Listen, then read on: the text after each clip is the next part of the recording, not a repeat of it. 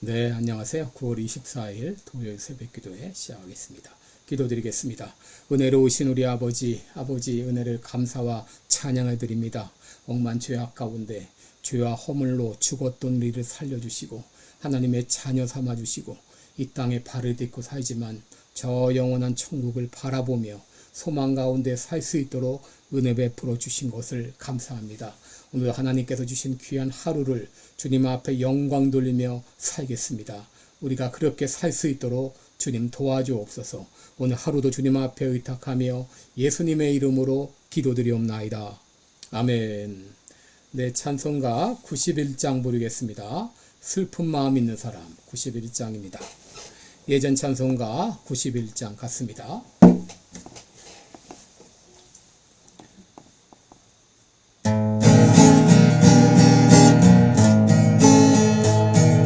슬픈 마음 있는 사람 예수 이름 믿으며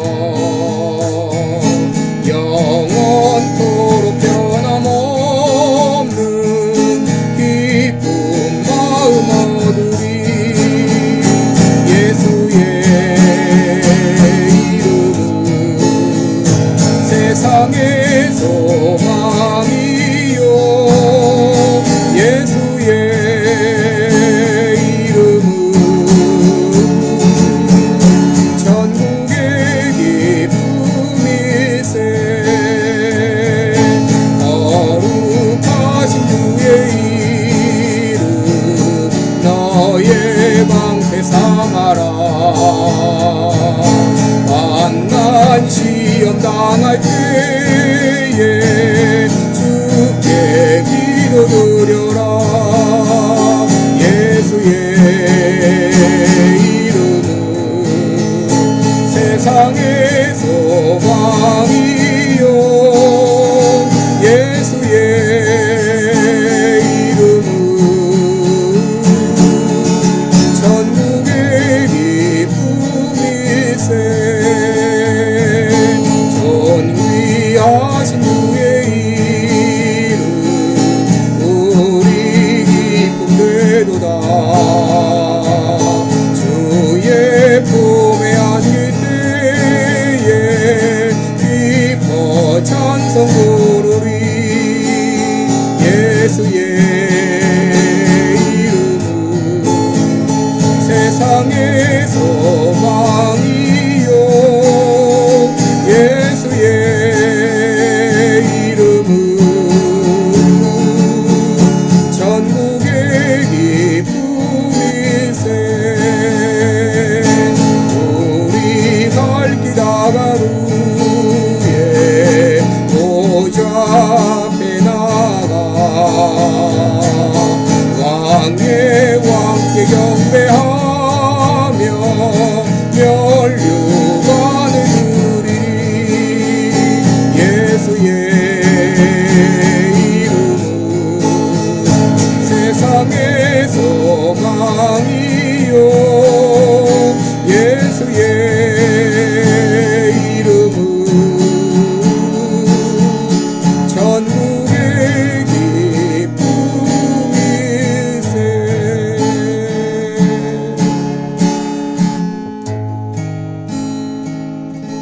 아멘. 네, 우리 오늘은 고린도전서 10장 5절로 11절까지 보겠습니다. 고린도전서 10장 5절로 11절입니다. 제가 봉독해 드립니다. 그러나 저희의 다소를 하나님이 기뻐하지 아니하신 고로 저희가 광야에서 멸망을 받았느니라. 그런 일은 우리의 거울이 되어 우리로 하여금 저희가 악을 즐겨한 것 같이 즐겨하는 자가 되지 않게 하려 함이니 저희 중에 어떤 이들과 같이 너희는 우상 숭배하는 자가 되지 말라. 기록된 바 백성이 앉아서 먹고 마시며 일어나서 뛰는다 함과 같으니라. 저희 중에 어떤 이들이 가늠하다가 하루에 23,000명이 죽었나니 우리는 저희와 같이 가늠하지 말자. 저희 중에 어떤 이들이 주를 시험하다가 뱀에게 멸망하였나니 우리는 저희와 같이 시험하지 말자. 저희 중에 어떤 이들이 원망하다가 멸망시키는 자에게 멸망하였나니 너희는 저희와 같이 원망하지 말라. 저희에게 당한 이런 일이 거울이 되고 또한 말세를 만난 우리의 경계로 기록하였느니라. 아멘. 네, 우리 오늘은 주의하고 경계하라 이런 제목으로 함께 말씀을 나누겠습니다. 여러분, 감리교회에 시작한 존 웨슬리가 어느 날 꿈에 천국에 갔을 때 그는 이 세 가지 때문에 놀랐다라고 말합니다. 첫째는 저 사람은 분명히 천국에 있을 줄 알았는데 천국에 있을 줄 알았던 사람이 없다는 것 때문에 놀랐다고 합니다. 둘째는 저 사람은 천국에 전혀 갈 사람이 아닌 것 같았는데 그 사람이 천국에 있는 것을 보고 놀랐다라고 말합니다. 그리고 마지막으로 자신이 천국에 있는 것을 보고 놀랬다라고 말합니다. 여러분, 그런데 만일 나는 분명히 천국에 가는 줄 알았는데 내가 천국 입국이 거절된다면 여러분 어떻게 될까요? 여러분, 하나님께서 이스라엘 백성들에게 가나안 땅을 약속하셨습니다. 내가 너희들을 애굽 땅에서 끌어내어 가나안 땅, 약속의 땅으로 인도하리라 이렇게 약속을 하셨는데, 그런데 대부분의 이스라엘 사람들은 가나안 땅에 들어가지 못하고 광야에서 죽었습니다. 오늘 5절 말씀 보게 되면 그러나 저희의 다수를 하나님이 기뻐하지 아니하신 고로 저희가 광야에서 멸망을 받았느니라 라고 했습니다. 여러분, 하나님이 저희의 다수를 기뻐하지 않았다, 이 말은 참으로 우울한 구절이 아닐 수가 없습니다. 이스라엘 백성들은 대부분 광야에서 멸망을 당했습니다. 여러분, 그들은 출애굽의 놀라운 기적을 경험한 사람들이었습니다. 하나님의 은혜를 경험한 사람이었습니다. 그들은 엄청난 특권을 누린 사람들이었습니다. 그럼에도 그들은 가나안 땅에 들어가지 못하고 광야에서 죽고 말았습니다.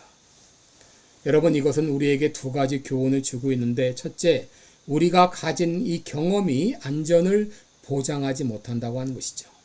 히브리서 6장 4절에 한 번 비침을 얻고 하늘의 은사를 맛보고 성령에 참여한 바 되고 하나님의 선한 말씀과 내세의 능력을 맛보았을지라도 그 사람이 다시 타락할 수 있다라고 말합니다. 여러분, 우리가 하나님의 엄청난 기적과 은혜를 경험하는 것이 결코 안전을 보장하지 못한다고 하는 것이죠. 또 둘째로 우리가 가진 직분이 안전을 보장하지 못한다고 하는 것입니다. 여러분, 사울왕은 이스라엘의 2대 왕으로서 많은 것들을 경험했고 이 이스라엘의 왕이었지만 그는 하나님께 버림을 받았습니다. 가룟 유다 역시 예수님의 12 제자로 택함을 받았지만 그는 비참하게 최후를 마감했습니다. 그러므로 우리가 내가 이 과거에 어떤 경험을 했다든지 혹은 내가 어떤 직분을 가졌다든지 여러분, 이것을 자랑해서는 안 되겠습니다. 왜냐하면 그것이 우리의 구원과 안전을 결코 보장해 주지 못하기 때문입니다. 결국 이스라엘 백성들은 대부분 질병으로 말미암아 전쟁과 전염병으로 말미암아 광야에서 죽었습니다. 그들은 가나안 땅에 들어가지 못하고 멸망을 당했습니다.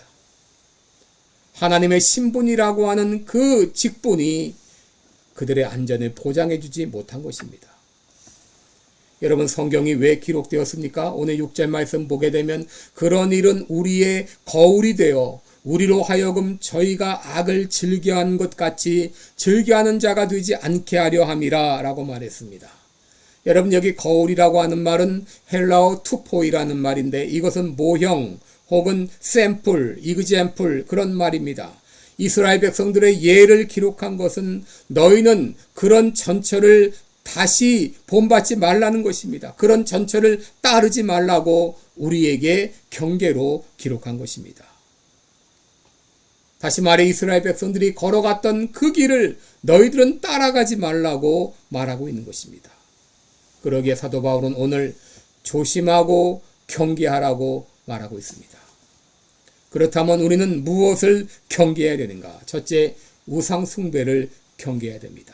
7절을 보시면 저희 중에 어떤 이들과 같이 너희는 우상 숭배하는 자가 되지 말라. 기록된 바 백성이 앉아서 먹고 마시며 일어나서 뛰논다 함과 같으니라.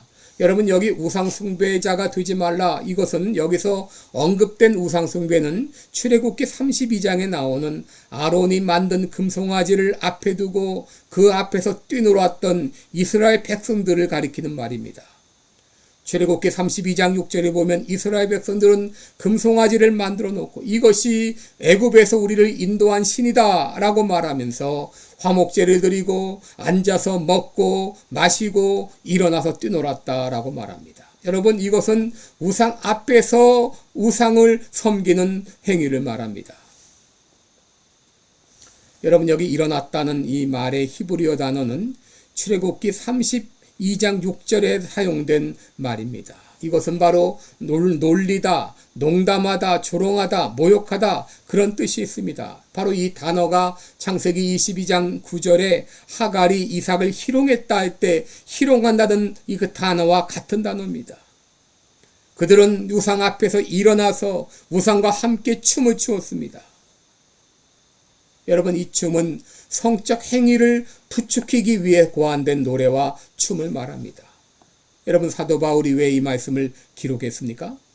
당시 고린도인들이 이런 우상 숭배에 참여하게 될 유혹을 받고 있기 때문이죠. 그들은 이방인 친구들에 의해서 신전에 가서 이방신에게 제사하자는 그런 유혹을 받고 있었습니다. 여러분 우리들도 때로 이런 우상 숭배에 빠질 위험이 있습니다. 물론 이스라엘 백성들처럼 금송아지를 만들어 놓고 그 앞에서 춤추며 놀고 그런 우상 숭배는 하지 않을지라도 여러분 하나님보다 더 사랑하는 것이 우상 숭배입니다. 하나님보다 돈을 더 사랑하면 그거 돈이 우상입니다. 하나님보다 가족을 더 사랑한다면 가족이 우상입니다. 하나님보다 취미를 더 사랑한다면 취미가 우상입니다. 하나님보다 더 사랑하는 것이 우상 숭배입니다. 여러분 우상 숭배는 영적 간과 같아요. 우리는 우상 숭배를 경계해야 되겠습니다. 둘째 우리가 경계해야 될 것은 간음입니다. 8절을 보시면 저희 중에 어떤 이들이 간음하다가 하루에 23,000명이 죽었나니 우리는 저희와 같이 간음하지 말자라고 했습니다. 여기 언급된 간음은 민수기 25장에 나오는 이스라엘 백성들이 모압 여자와 함께 이 간음을 했던 그것을 의미합니다. 하나님께서는 이방 백성과의 이 관계를 금하셨습니다. 특별히 모압 민족은 바알을 섬기는 민족이었습니다. 그들과 관계를 맺는 것은 바알을 섬기는 것과 같습니다. 결국 이로 인하여서 23,000명이 죽었습니다. 아마도 그들은 전염병으로 말미암아 죽었을 것입니다. 민수기 25장 9절에는 24,000명으로 언급되어 있는데 아마도 23,000명은 전염병으로 죽고 1,000명은 비느하스의 칼에 의해서 죽은 것으로 추정됩니다. 여러분 이런 우상 숭배는 단순한 우상 숭배로 끝나지 않고 이는 방탕한 성행위로 이어지게 돼 있어요. 당시 고린도에서 우상 숭배하는 것은 반드시 성행위와 연결되었습니다. 그도 그럴 것이 당시 고린도에는 이방 신전에는 성전 창기가 1,000여 명 이상 있었습니다. 그들은 우상을 숭배한 다음에 이 성전의 창기와 성행위를 갖는 것을 하나의 코스로 생각했습니다. 그 정도로 고린도가 타락했는데 고린도 교회 사람들이 그런 우상 숭배와 간음에 빠질 우려가 있기에 사도 바울은 이것을 경계한 것입니다. 셋째로 주님을 시험하는 것을 경계했습니다. 9절에 보시면 저희 중에 어떤 이들이 주를 시험하다가 뱀에게 멸망하였나니 우리는 저희와 같이 시험하지 말자라고 말했습니다. 여러분 시험한다고 하는 것은 죄로 이끄는 것을 말합니다. 자신이 죄를 짓는 것도 잘못이지만 죄된 길로 인도하는 것은 더 큰 잘못입니다. 그런데 주를 시험한다고 하는 것은 하나님의 인내를 시험하거나 하나님의 노를 일부러 격동시키는 행위를 말합니다. 예를 들어서 나는 하나님이 언제까지 참으시는가 보기 위해서 죄를 일부러 짓겠어 하는 그런 말이나 혹은 내가 어떤 죄를 지어도 하나님은 다 용서하실 거야 하는 그런 말이나 행동들은 바로 주를 시험하는 것입니다. 여러분, 사단은 예수님을 유혹하기 위해서 그를 성전 꼭대기로 데리고 올라가서 거기서 뛰어내려라. 그러면 하나님이 너를 안전하게 지키실 것이라고 그렇게 유혹을 했을 때 예수님께서 뭐라고 말씀하셨습니까? 주 너의 하나님을 시험하지 말라라고 그 마귀의 유혹을 뿌리치셨습니다. 여러분, 결국 이스라엘 백성들은 불뱀에 물려서 멸망을 당했죠. 여러분, 진정 하나님의 자녀라면 주를 시험하는 행위를 하지 않습니다. 일부러 죄를 짓거나 내가 이렇게 해도 하나님은 참으실 거야, 하나님은 용서하실 거야. 여러분, 이런 말들은 주의 자녀라면 할 수 없는 그런 말들입니다. 바로 주를 시험하는 이 죄를 경계했습니다. 마지막으로 원망의 죄를 경계했습니다. 10절에 보시면 저희 중에 어떤 이들이 원망하다가 멸망시키는 자에게 멸망하였나니 너희는 저희와 같이 원망하지 말라라고 말했습니다. 민수기 14장 2절 3절을 보면 이스라엘 백성들이 원망합니다. 이스라엘 자손이 다 모세와 아론을 원망하며 온 회중이 그들에게 이르되 우리가 애굽 땅에서 죽었거나 이 광야에서 죽었다면 좋았을 것을 어찌하여 여호와가 우리를 그 땅으로 인도하여 칼에 망하게 하려 하는고 우리 처자가 사로잡히리니 애굽으로 돌아가는 것이 낫지 아니하랴. 여러분, 그들은 곧 가나안 땅에 들어갈 줄 알았는데 가지도 못하고 물도 없고 먹을 것도 없는 이 광야에 이제 삶이 지속되자 그들은 불평하기 시작했죠.